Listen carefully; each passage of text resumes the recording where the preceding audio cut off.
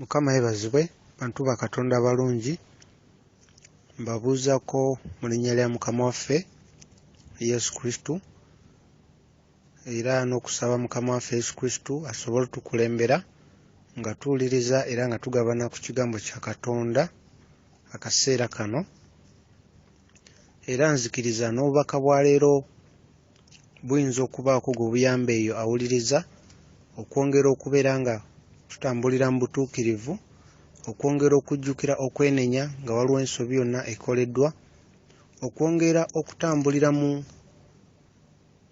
kwebyo Mukama byatulagira nga tweyawula kwebyo ensi n'ebyokwegombesa byayo ate ebyo bitwagaliza oba bye tuleetera okukola kuba Katonda oluusi atugamba kukola kirala ate nga ensi yo etugamba kukola kirala era n'omubiri nagwo nga gugamba kukola kirala. Tujjukire ebyetaago by'omubiri omulabe sitaani abiyitamu nnyo era kkubo ddene erya sitaani naye ng'ebyo Katonda byagala tukole byebyo omuntu waffe ow'omunda ow'omwoyo by'alina okukola. Oyo omuntu waffe ow'omunda y'oyo agenda okgenda mu ggulu so nga guno omubiri n'ebyetaago byagwo guno omubiri gwe gujja okuziikibwa mu ttaka gudde mu ttaka mwe gwava naye oyo omuntu waffe ali munda y'oyo ajja okgenda mu ggulu y'oyo omuntu ow'omwoyo kuba ffe tuli bantu ba mwoyo kubanga Mwoyo Mutukuvu ali ku bbali wa buli muntu kati buli lw'okkiriza Yesu Kristo n'olokoka ajja munda mu ggwe n'ofuuka ennyumba ya Mwoyo Mutukuvu ajja munda mu ggwe buli lw'okkiriza Yesu Kristo n'owaayo obulamu bwo eri Yesu Kristo era nga obulokole oba obulokozi ogamba nti okkiriza Yesu Kristo ekyo kirabo okuva eri Katonda. Ekyo tukiraba mu kitabo kya Titus chapter 2 verse 11 ne verse 14 okumanya Katonda oba okuwaayo obulamu bwaffe eri Katonda ekyo kirabo Mukama yakituwa ekyo kirabo wabula tegaba magezi gaffe ffe nga ffe wabula ekyo kirabo Mukama yakireeta era tutegeera luvannyuma nnyo nti kuva we nakkiriza Yesu Kristo n'embeera mulokole nasobola okuva ku kino nasobola okuva ku kiri nasobola okuva ku muze guno nasobola okweyisa bwenti nasobola otandika okubeera ow'enjawulo ojjukira luvannyuma nti mazima ddala kino kirabo okuva eri Mukama kubanga si kyangu kiba kirabo naye ate okukkiriza Yesu Kristo ne tulokoka tekimala olwo tuba tutandise lugendo eyo yeringa entandikwa awo tubeera ku luggi awatandikirwa so nga tulina okuyita ku luggi ate tudde ku kkubo eritutwala ewaffe mu bwakabaka bwa Katonda. Okukkiriza Yesu Kristo kubanga okuggulawo oluggi kuba tujjukire Bayibuli Mukama waffe Yesu Kristo atugamba Bayibuli ali ku luggi akonkona oyo yenna anaamuggulirawo oluggi lw'omutima gwe Yesu Kristo ajja kujja abeere mu mutima gwe nga kyategeeza nti ali ku luggi akonkona nga bw'onaabeera mu nnyumba omuntu n'akonkona n'omanya ebweru wali akonkona n'ojja ku luggi omuntu oyo akuba ku luggi akonkona ku luggi n'abaako eddoboozi ly'akola ali munda n'awulira kati ne Yesu Kristo alina eddoboozi ly'akola eyo gy'obeera oba oluusi ku TV oba ku leediyo oba nga wano ku ssimu n'owulira abantu babuulira enjiri okwo kwe konkona lyeryo eddoboozi Mukama ly'atadde ku mutima gwo akonkona ayagala oggula omutima gwo okkiriza Yesu Kristo ayingire munda mu ggwe otandike okubeera naye abeere mu ggwe naawe obeere mu ye. Kwe kukonkona kwategeeza abeera buli w'otunula oluusi oba olina by'osoma n'olaba ebintu ebyogera Katonda ku leediyo n'owulira boogera Katonda ku TV wonna nga boogera Katonda olwo akonkona ate era nga obwo bwe bulibeera obujulizi Mukama bw'ali kujjukiza ku lunaku olumu n'aggamba wawulira ekigambo kya Katonda oyinza okuba wawulira mu bifo bya njawulo naye byonna ajja kuddamu abitulage kubanga tewali muntu ajja kgenda mu nnyanja ey'omuliro oba geyeena nga Mukama tasoose mulaga nsobi ze ye Mukama ajja kulaga buli omu ensobi n'oyo olwalera wakana n'agamba nedda teri ggulu ajja kugenda naye amanye ensobi ye. Kuba leero wayinza okubaayo omuntu agamba ebiboogera eby'eggulu bya bulimba, naye ate n'ateebuuza n'agamba bwe baba nga bya bulimba watya olunaku lwagenda okusisinkana Katonda n'asanga nga ddala ennyanja y'omuliro gy'eri, ate ku olwo alikola atya ng'abadde agamba eby'eggulu bya bulimba? Watya ali eyampuliriza olunaku ne lukya n'ova mu bulamu bw'ensi eno, mazima n'ogenda n'ozuula nti ddala ennyanja y'omuliro yaliyo oba geyeena gy'eri ate nga wagiwulirako era nga wamanya n'ekkubo engeri gy'ogyewala era ng'okimanyi n'okimanya nti w'ogenda eyo mirembe na mirembe oba tolivaayo. Watya? Kirowoozeeko oyo alina amatu awulire. Obulokozi kyokka tekimala, wabula tulina obulokozi eringa ng'entandikwa. Olugendo lwaffe tuba tulutandise, olugendo lw'okutambulira mu Yesu Kristo, ng'olugendo luno lulimu obumanyirivu bw'okusoma kungi, ng'emisomo egisinga gya bumanyirivu. Ekintu omala kiyitamu n'obaako ate essomo ly'oyigamu, ate likuyamba okudda mu maaso ku ddaala eddala. Kuba ekisooka otandika okulaba ebintu ebikyamu by'otalina kgendamu, so nga ate oli nga tonakkiriza Yesu Kristo waliwo ebintu byobadde tolaba ng'obikola bukozi, naye bw'omala okukkiriza Yesu Kristo otandika okugenda nga amaaso go gazibuka ng'omanya sirina kukola kino, sirina kukola kiri, sirina kubeera mu kifo kino, sirina kukola kino, sirina kukola kiri. Ebyo otandika okugenda ng'obijjamu. Kati wamala kuyita bbanga n'ogamba olaba nava ku muze gw'okunywa omwenge, olaba nava ku muze gw'okunywa sigala, naye nga kigenze kitwala ebbanga ng'otambulira mu Yesu Kristo, ng'otambulira mu butuukirivu. Ogamba tulokose oba tuwaddeyo obulamu eri Yesu Kristo, eyo ebeera ntandikwa y'olugendo olwo, olugendo olw'okumanya ebintu ebipya Katonda, okumanya ebintu ebipya ensi engeri gyetambulamu. Ng'era olugendo olwo Yesu Kristo ly'ekkubo eritutwala eri Katonda Kitaffe, eritutwala eri obulamu obutaggwaawo. Ng'era mu kkubo eryo Yesu Kristo nga tugoberera ekkubo eryo tufunamu ebyokuyiga bingi: obugumiikiriza, okwagaliza abalala, okusonyiwa, ebintu bingi, okwerekereza, ebintu bingi. Nga waliwo ne by'oyinza okukola ate gwe mu maaso g'abalala n'olabika nga okugamba omuntu ali awo oba atamanyi na kigenda mu maaso, naye nga olw'obulungi bwa Katonda eryo liba ssomo mu lugendo lwaffe okumanya Mukama Katonda. Naye nga teri kintu kyonna Mukama kyakugamba kuvaako n'atazzaawo kintu kyonna mu kifo kyekyo.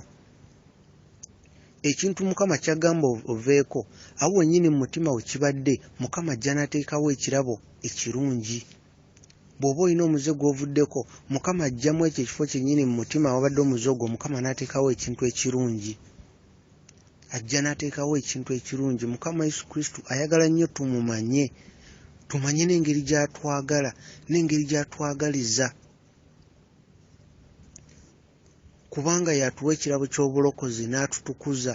Watutukuza ne tusobola okukkirizibwa mu maaso ga Katonda, okusembera mu maaso ga Katonda. Kubanga mu kusooka tubeera tusaba naye nga tetusembera mu maaso ga Katonda, nga tuli ku bikwate, tuli mu kuteebereza. Naye Mukama wayongera okugenda ng'atutukuza olw'ekisa kye, atandika otwawula, gwe kennyini ojja kukola ng'atandika okwawula mpola gwe ogenda okukola nga mutuufu waliwo enjawulo gwe n'abantu abalala. Nga n'okusoomozebwa kw'ofuna oba ebintu ebyali badde bijja ng'ebizibu eby'amaanyi gy'oli oba ebijja gye tuli, bijja ate Mukama n'abifuula ekyokuyiga, nga buli kizibu ekijja gy'oli kakiba eky'amaanyi kitya, ekyo kyennyini Mukama kyakozesa okuyimusa okuteeka ku ddaala eddala. Ekizibu kyennyini ky'ofuna Mukama kyakozesa okuteekerateekera eddaala eriddako mu bulamu n'okukuuma obulamu bwo. Kubanga abamu ku bintu bye tubeera tusaba, singa Mukama akwata ekyo kyennyini ky'osaba n'akikuwa ku lunaku lumu, ate ebiyinza okuddiira biyinza obutaba birungi. Kati ye akuweera ddala ekintu ekinaakuyamba okukuuma obulamu bwo. Era kiringa nga abantu abasinga obungi abafumbo. omu ayinza okugamba yi naye Mukama lwaki yampa omukyala bw'ati, lwaki yampa omusajja bw'ati, osanga nalifunye musajja mulala oba osanga nalifunye mukyala mulala. Naye ng'oyo yennyini Mukama yakola entegeka nga yalina okuba mukyala wo oba musajja wo, lwakuba Katonda ye alaba enkomerero ku ntandikwa, era ku ntandikwa alaba enkomerero. Atunuulira obulamu bwaffe bwonna okuva gye butandikira paka gye bukoma nga tetunnaba kuzaalibwa. Kati ye waatunuulira obulamu bwo n'amanya kati okukuuma alina okukuwa omuntu bw'ati ne bw'ati. Kati n'agenda akuleetera omuntu nga mwami wo oba mukyala wo, nga mutuufu gwe buli kiseera ogamba oba nasisinkana nti omuntu ono, naye nga Katonda yalaba ng'oyo gw'olina okubeera naye okusobola okukuuma obulamu bwo ggwe okusinziira ku nneeyisa zo n'embeera zo n'ebiseera eby'emmaaso Katonda bye yalaba. Kuba aba alabye ebiseera by'emmaaso ebyoli omuntu gw'akuleetera, kati akuleetera omuntu anaasobola okukuuma okusinziira ku biseera bye eby'emmaaso, omuntu anaasobola okukuuma n'osigalawo ng'oli mulamu n'otafuna buzibu bwonna. Era ebiseera bingi omuntu okwatagana bulungi ne mukyala wo oba n'omwami wo nga muteesa nga mukkiriziganya, enkulaakulana ejja mangu. Mukama abawa omukisa kubanga muba mukoledde ddala ekyo ekiri mu nteekateeka ze. Mukama enteekateeka ze era ekigendererwa kye abafumbo babeere nga bategeeragana, nga tebayomba, tebaawukana, ensonga yonna eriwo bagikwasaganya bonna, ne bategeeragana, ne basonyiwagana, ne bamanya nti buli omu tatuukiridde, naye ne beewaayo obutayawukana. Kati n'omukisa gwa Katonda ne gujjiraawo, kuba Katonda ayogera n'omwami ng'ayita mu mukyala, ate Katonda ayogera n'omukyala ng'ayita mu mwami we. Naye era ekyo bakiraba wamaze kuyitawo myaka, najjukira nti omwami wange yaŋŋamba ekintu weekiti ne nkigondera, naye laba kivuddemu ebirungi. N'omwami najjukira omukyala wange yaleeta ekirowoozo bwekiti ne tukikola naye kivuddemu ebirungi. Kati ate oli eyayawukana ne mukyala we ne batagonjoola nsonga eyaliwo, wamala kuyita bbanga n'agamba naye obaolyawo singa nasigala n'omukyala oba singa nasigala n'omwami twalibadde ate ku ddaala ddala, Mukama singa yatuyimusa. Nga yennyini yagoba omukisa gwe Mukama gwe yamuleetera. Kino nkyogera okulaga nti w'obanga oli mufumbo, kola kyonna ekisoboka olabe nti otegeeragana ne mukyala wo oba ne mwami wo, ensonga yonna ezze, kubanga omukisa Mukama agenda kuguyisa, omukisa gwo Mukama agenda kuguyisa mu oyo mwami wo oba mukyala wo. Kati oba totegeeragana ate ne mwawukana, gwe oba weefiirizza entegeka ya Katonda, kuba Mukama ye yatonda obufumbo era ye yabutandikawo. Mu bulokozi twawulibwa ne tubeera abantu ab'enjawulo, tutandika okweyawula. Wetutandika okweyawula, Mukama alina byagenda akola mu bulamu bwaffe. Tutandika ffe kennyini okulaba enkyukakyuka mu bulamu bwaffe, enkyukakyuka. Mukama ng'akuggyako abantu abaali badde bakutwala mu buzibu, ate n'akuleetera abantu abatuufu. Ebintu bingi n'endowooza Mukama n'agenda ng'azikyusa. Obulokole lugendo, bino mukubuliro otegere nti obulokole lugendo. Tulina olugendo obaako ebintu bye weeyawulako mu nsi eno, obaako ebintu ebipya bye bitandika okuyiga, obaako obulamu obw'enjawulo bw'otandika okutambuliramu buli lunaku, naye nga buli ddaala ly'oddako liba ddaala lya bumanyirivu, ssomo nga Mukama lyakosa okutwala ate ku ddaala eriddako. Bwe tuba twakalokoka, Mukama atutukuza tusobole okubeera nga tusaanidde okubeera mu maaso ge. Gye twongera okutambulira mu butuukirivu, Mukama atwawula era n'atandika n'otulaga enjawulo mu bulamu bwaffe. Bwe tugenda mu maaso n'ekyo, ekitiibwa kya Mukama kitandika okujja ku ffe, abantu batandika okulaba ekyenjawulo mu ffe. Ng'oli ne bw'agamba ki, ye omuntu aba alina ekyenjawulo ky'alaba. Era awo we wava Mukama okutandika okuba nga atusembeeza ne tubeera nga tuli mikwano gye, n'oba nga Yesu Kristo mukwano gwo, face to face nga mukwano gwo, aga amadaala gonna gye gali nga mukwano gwo, era ng'okutukuzibwa ne tubeera mikwano gya Yesu Kristo kya bwereere, kwegamba kirabo kya bwereere, tewali muwendo gwe tusasulira olw'ekisa kye. Kyekikyogerako mu kitabo kya Romans chapter 3 verse 24 ne Romans chapter 4 verse 25. Kirabo Mukama akituwa okututukuza, kirabo Mukama yakireeta. Era ng'ekisa kya Mukama kyekireeta obulokozi ekyambalo ekyo eky'obulokozi. Ekisa kya Mukama kyekireeta ekyambalo eky'obulokozi, era nga Mukama waffe Yesu Kristo agenda kukomawo okutwala ekkanisa eyina ekyambalo ekitaliiko bbala, ekyambalo ekyo eky'obulokozi. Ekyambalo eky'obulokozi kikulu nnyo, kikulu nnyo. Tutambulire mu butuukirivu, tutambulire mu ggondera eddoboozi lya Yesu Kristo. Okutambulira mu butuukirivu kitegeeza kuwulira ddoboozi lya Katonda n'okkiriza kye ligambye n'okolera ddala ekyo bwe butuukirivu. N'omanya nti kati wano wendi sirina kubeerawo, wano Katonda si wayagala mbeere, eno emboozi Katonda si gyayagala njogere. Mu mutima gwo n'okimanya Katonda kyagamba n'okigoberera n'okola ekyo, obwo bwe butuukirivu. Okutambulira mu butuukirivu, okuwulira Mukama kyagala okole era n'okolera ddala ekyo ku ssaawa eyo yennyini. Ebirowoozo byaffe obbiwa Mukama Katonda, kubanga ebisobola otuwabya kugamba ne bitujja ku Yesu Kristo bingi mu nsi eno. Naye gye twongera okutambulira mu Yesu Kristo, Omwoyo we atuyamba okulaba nti tuwona ebyo byonna abituyisa bbali, Omwoyo we. Naye nga ffe kennyini tulina omuwendo gwe tusooka okusasula, Yesu Kristo ajje munda mu ffe, ekikula kye kyeyoleke, ekikula ky'omwana gw'endiga kyeyoleke munda mu ffe. Bwe tusoma mu Bayibuli, Enoka ayogerwako nga eyali mukwano gwa Katonda, naye ng'ekyo tekinnabaawo, Enoka yalina obujulizi. Enoka yatambula ne Katonda. Mu lugendo lwaffe tulina okutambula ne Yesu Kristo ng'ali wamu naffe, kubanga ly'ekkubo, ge mazima, ate bwe bulamu, ate yatukulembera. Ekirala tubeere nga tusaba. Okusaba kukulu nnyo, okusaba kukulu nnyo. Tubeere twemanyiza okusaba. Buli lw'ofuna akadde saba. N'okusaba mu mutima kikulu nnyo, ng'osaba oga Mukama, nzija mu by'otaagala onteekemu omwoyo gwo, okwagala kwo n'obulamu bwo. Tubeere nga tusaba. Abo abatusekerera si tetulina kudda oba ne tweraliikirira, ffe tugende mu maaso nga tusaba. Mazima tetujja kwejjusa ku nkomerero, kuba buli omu kye yasiga ajja kukungulira ddala ekyo. Buli omu kye yasiga ky'ajja okukungula. Bw'oba nga omutima gwo osizeemu Katonda, era ojja kukungula Katonda. Go ge mazima. Bw'oba nga osizeemu Katonda, era ojja kukungula Katonda. Bya Katonda era by'ojja okukungula. Tutambulire wamu ne Mwoyo Mutukuvu. Mwoyo Mutukuvu, tukole ebintu ebireetera Mwoyo Mutukuvu okubeera wa kumpi naffe. Ebintu ebigoba Mwoyo Mutukuvu bye bintu nga ebyokulwanyisa Sitaani byakozesa okutya. Bw'obeera n'okutya, Mwoyo Mutukuvu awo tabeerawo, avaawo. Kuba okutya si kwa Katonda, okutya kwa Sitaani. Yaleeta okutya. Naye ate Katonda ye atugumya, tugamba buli wamu tuli naye, era y'empagi ennene gye twekwatako bwe bukumi bwaffe. Awabeera okutya, Mwoyo Mutukuvu tabeerawo.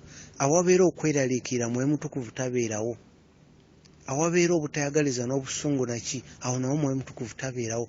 Mwoyo Mutukuvu ajja awantu nga olina endowooza eringa ya mwana muto n'omutima, nga tolina kyeweeraliikirira, tolina kyotya, nga weewaddeyo eri Mukama, nga weeweereddeyo ddala eri Mukama. Awo Mwoyo Mutukuvu wabeera. Tutambulire mu butuukirivu n'okwenenya, tuyambagane, tugabane ekigambo kya Katonda n'abalala. Oli ne wamuwa ekigambo kya Katonda n'atawuliriza oba n'awakana, omusango oba ogweggyeko. Olunaku omuntu olwalimirira mu maaso ga Katonda taligamba nti teyawulira ku Yesu Kristo.